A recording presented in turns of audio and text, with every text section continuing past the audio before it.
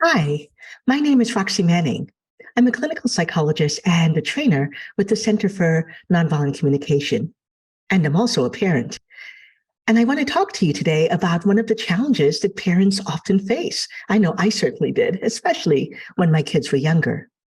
So a lot of parents say, I don't know what to do when my child makes reference to some visible difference that another person has.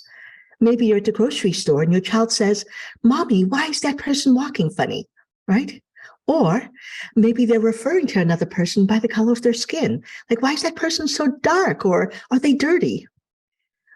A lot of times our young kids will ask these really challenging questions. But these questions are challenging from our adult perspective because we're also layering onto those questions all of the meaning and the history of discrimination and oppression in our countries. Instead, when our kids ask these questions, they're asking them because they are curious. Curiosity and a need for learning is one of our core human feelings and needs. And so we want to be able to respond to these questions in a way that both acknowledges and honors our children's curiosity without making them wrong.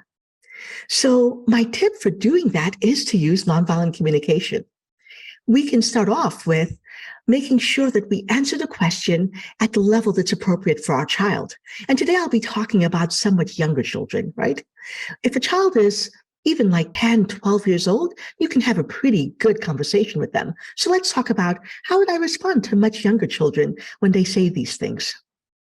The first thing that I do is that I kind of use observations, one of the core steps in nonviolent communication. And so if our child says, that person looks dirty, I kind of go back to the observation. When you say that, do you mean that their skin is brown and it looks different than your skin? Right? So I'm making it really clear. I'm not using that judgment, dirty.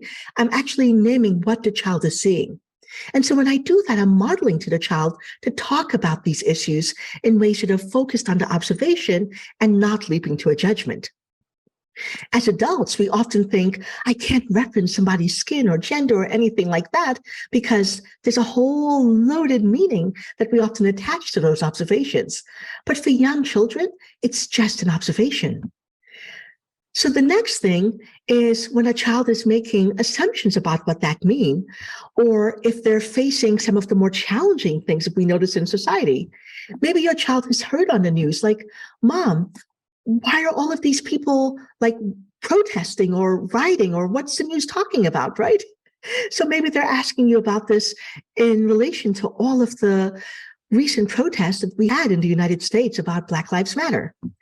And you can say to your kid, part of what's going on is that there's been a long history in the United States of people treating other people unfairly just because their skin color is different, right? And people are marching because they want to tell people that that's not okay, and they want everyone to be treated equally. So I'm naming the observation. I'm validating the child's experience that something unusual is happening, and I'm also connecting it to some of our historical observations, that this is happening because there has been this history in our country. I'm not giving them more information that might be hard for them to process, but I am keeping it fact-based. I'm not shying away from naming the truth of what's happening.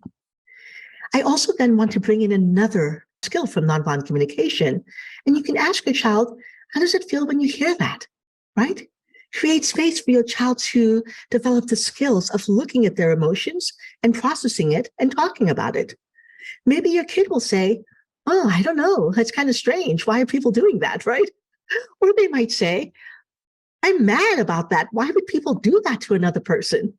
Whatever they say, you can empathize with them. Let them know that it's okay to have all sorts of emotions about this, and that we can meet those emotions with empathy. There's nothing wrong about how they're feeling or reacting when they learn about these kinds of topics. The next thing is, sometimes we're thinking, well, great, I know how to talk with my kids if they bring this up in private, but what do I do when they're saying these things in public, right? What do I do if they say, why is that person walking funny? So again, we start off by moving away from the judgment, walking funny, into what are we noticing? Oh, are they walking with a limp? Or are they using a wheelchair? Like, what are we noticing that's the difference that the child is cueing in on? And then I can also talk to my kids about what my values are in relation to other people. And it might be something as simple as like, one of the things that's true about people is that we're all really different. But that's not where I like to put my energy. I like to really focus on what are the strengths that a person has? What do they love to do? What are the gifts that they have? Because that's what I find really interesting about a person. And it also lets that person know that I value them, that I see all of who they are. And so I'm letting my child know, here's how we can talk about people. Here's where we can focus our energy and our attention, and that there's nothing wrong with noticing difference, but that's not where we want to stop. So those are some of the tips I have on how we can use nonviolent communication to talk with our children around visible differences that other people might have in a way that is not about judging or blaming or shaming, that supports their natural curiosity and still gives them some modeling about how we want to be in the world in relation to each other.